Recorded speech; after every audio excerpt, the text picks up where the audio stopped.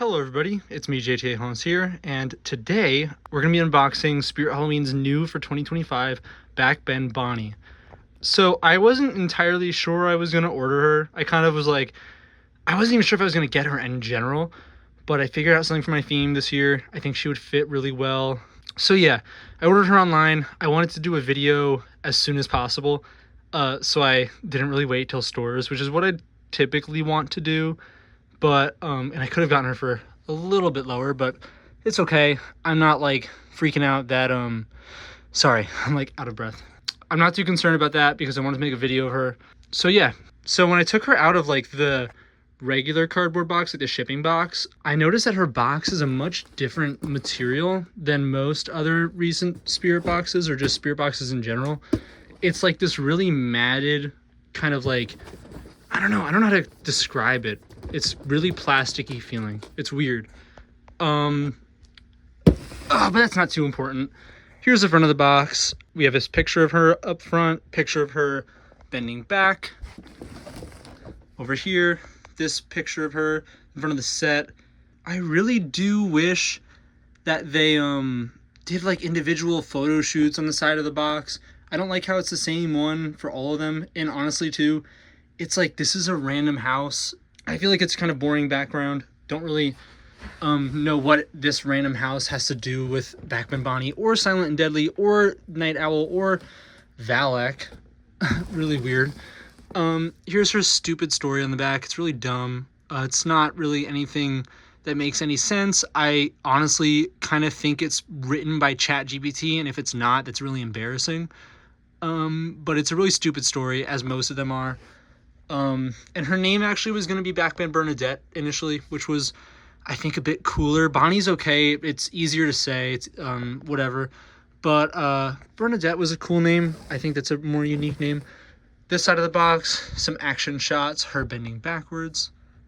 There's that picture again.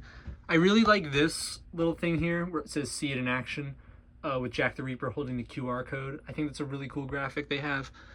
But yeah, her box is pretty small, which is good. It's not too big. I don't know what I can use for reference. I mean, I have my hand. Actually, I know what I can use for reference. A literal ruler. Okay, so, do with this what you will. Blah, blah, blah, blah, blah. That's a measurement. Relatively good sized box. It feels very sturdy. And without further ado, let's open her. Okay, here we go. We're opening her. Boom, there she is. Let's take her out. We're gonna have to slide her out, I think. Let's go. All right. So, something that they do these days that I think is really good. Oh, the face on mine looks pretty good. Okay, that doesn't look too bad. That looks pretty good, actually. All right, so, okay, so they tape the instructions to the box, which is pretty cool. I think that's nice, keeping everything together, whatever. But people are more than likely to just pull that out, so I feel like it's also a little useless, but like, whatever. Here she is. You can see her face right there. Looks pretty nice for the most part. I know there's the stupid issues with this paint job being a little wacky. It's whatever. I mean, I don't know. I think this one specifically looks a lot better than others I've seen. Also in person, it looks a little bit nicer when you can kind of see the finer details of the sculpt. There's some other issues though, like the teeth being painted kind of off, like not really reaching the full length of this area. Her eyebrows really not being painted, which is kind of annoying. They're just like lightly airbrushed over, and then that just kind of creates like a darkness in the area around it, which I don't really get why they did that. Ooh, man, she hit her forehead pretty bad, as in there's lots of blood there. This thing, very detailed right here. This is pretty cool, this little detail. Sorry, my fingers kind of messed up a little bit. Her control box, hand, yeah, pretty much that's it for everything in the box. gonna take all this junk out and I'm gonna set it up. So a very weird thing about our control box right here, and I believe this is just packaging. This is not like weatherproofing, of course, because you can't access anything there. But like, they're covered by this really thick, man, this is pretty thick plastic for packaging that covers up her control box. People have mentioned that it's to secure the volume knob. Sorry, I'm like kind of janky with the way I'm recording this. To cover up the volume knob, because this, if I pull on it, they come off. That was actually glued in, so that's not good. But they can come off very easily, and they put this on there. Yeah, remove this plastic product cover. Interesting. Not sure if it is like entirely necessary, but I mean, it does happen. But you can just put it back on, and like, I don't know if it's that big of a deal, especially being all this thick plastic, but whatever. I'm kind of rambling about junk. All right, so here's all her parts laid out. You have her base here. Very nice techie metal, because Techie uses this very thick metal as compared to other companies. Like, I don't know, for the bases at least, it's a really nice, solid material. And for their poles in general, here's our mech, or at least the mechanism that goes at her waist, I believe. I'll have to check the instructions, which honestly, I don't think I even need to look at the instructions to put this thing together, but I'll show them anyway. Some wire harnesses, you know, mechanism that moves. Not really too much I can show, just because all the stuff that moves is inside, but this is a look at it from the outside. There's also these pins that we'll be going back to put her together. And then her two, well, actually, that's just one pole.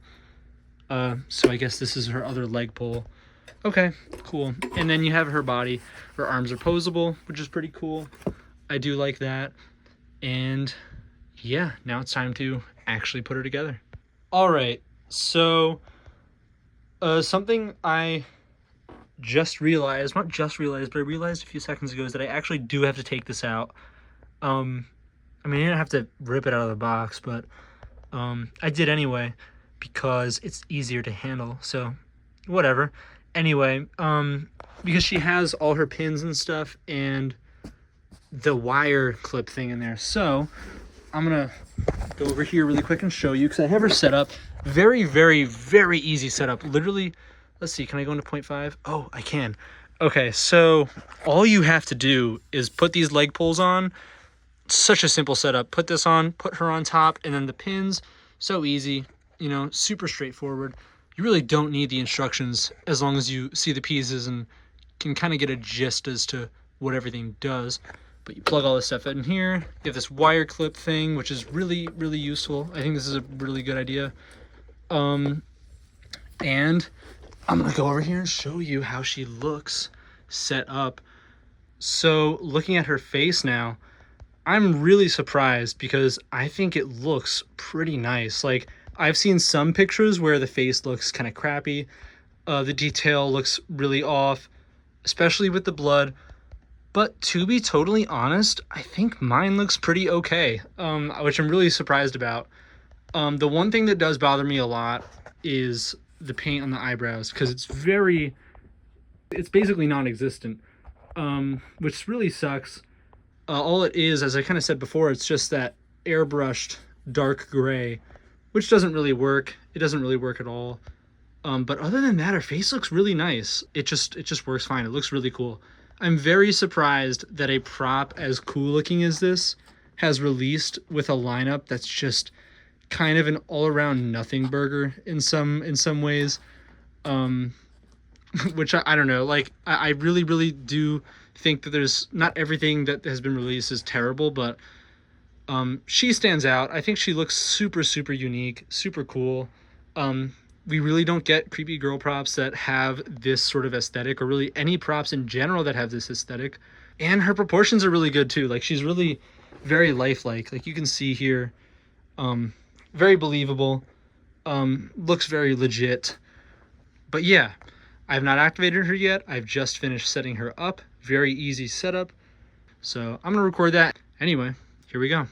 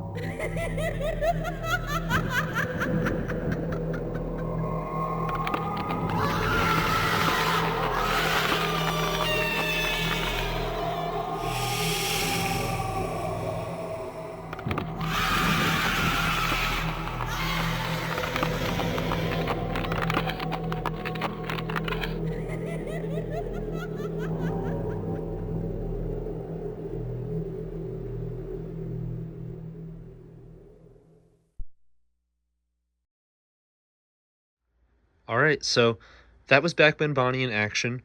And yeah, like I'm really, really happy with her.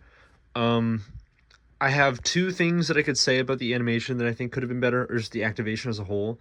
Number one, I think when she leans all the way back down, she should totally be screaming, or there should be some other sound, because I really don't like how, like, when she's all the way back bent, she's just kind of standing there. Um, which, I mean, it's fine, but I really feel like with a face that's just like has such a powerful expression like that, for her to just kind of be like sitting there silently, it's a little weird to me, to be totally honest. I get that she's like a vampire and she's kind of hissing and, you know, just more so looking at you, but I think screaming or some other sort of dramatic sound would have helped a lot more with that part of the activation. Otherwise, the audio is really cool. Lots of super cool effects, kind of like psychedelic, very like, I don't know, what's the word? Like airy. I don't know. There's lots of interesting like effects in the background. I think that's really, really cool. But yeah, I think that's something that needed to be worked on a little bit more, because it's a little bit like, oh, okay, she's just like standing there. Also, another issue I have with the activation is that I do honestly think that she probably could have done a little bit more than just stand there and stare at you, aside from the audio. The audio honestly would have helped a ton, I think, if they made the audio more dramatic at that point. But people have kind of said head turn would have been cool if she kind of like looked side to side a little bit. Um, Not even, she doesn't even have to do that when she's like up. Just kind of when she's down, she could look side to side and, you know, like she's looking at everyone. I think that's a really good idea. I guess I kind of understand it because of the way her mech is designed. It's not really, her mech is designed to just kind of pull on this piece and it goes throughout the whole body. So it's not really super effective or easy to do the head turn, but they could figure it out if they really wanted to do it. So yeah, that's that. I think that would have helped a bit, made her a little more lifelike, even though she is already pretty lifelike, but that would have just added a bit more to it.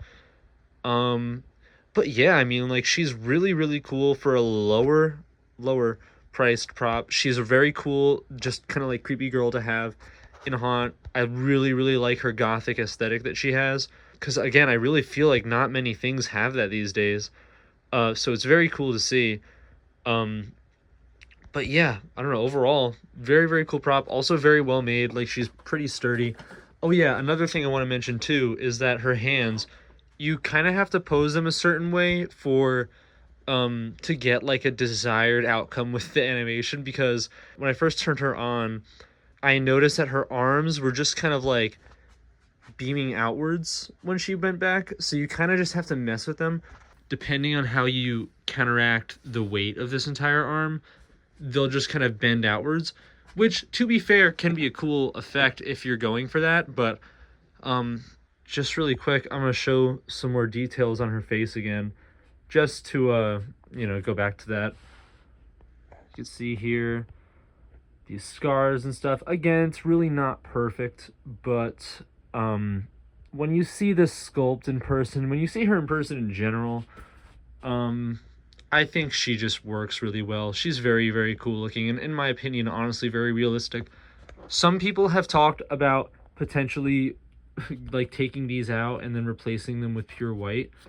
I don't know if I'm going to do that. I'm kind of thinking about it, but I'm not entirely sure, because honestly, the eyes do make her feel pretty realistic, which I do like a lot. Even though they are like CCL style, they're not inserted, but man, they're inserted pretty well for just being like the like almond shaped kind of thing. It's not almond shaped. This is more like a slug. I don't know. But for being like just the plastic piece inserted like that, as opposed to the entire eye shape inside the head, these do actually turn out pretty good. I think they look the most weird on like CCL things. Just because it's like obviously not actually the eye. But here it works fine, I think. So I don't know. I'm kind of tempted to. I don't know. I'm contemplating whether or not I'm gonna do that. But maybe I'll like do some like doodles and stuff and draw over it and do that. But yeah, I kind of just wanted to show that one more time before ending off the video, because that's kind of a big concern people have. I think ultimately in the later batches, some of this stuff might get fixed. I hope. I really hope they don't chicken out. I really hope that doesn't happen. I hope that they see all the stuff people are saying, because that's important to listen to what people are saying, and it doesn't seem like they always do that, but sometimes they do, and I hope that they do it with this one. But yeah, I'm gonna stop rambling now. That is pretty much all I have to say. And yeah, thanks for watching. I will see you guys in the next video.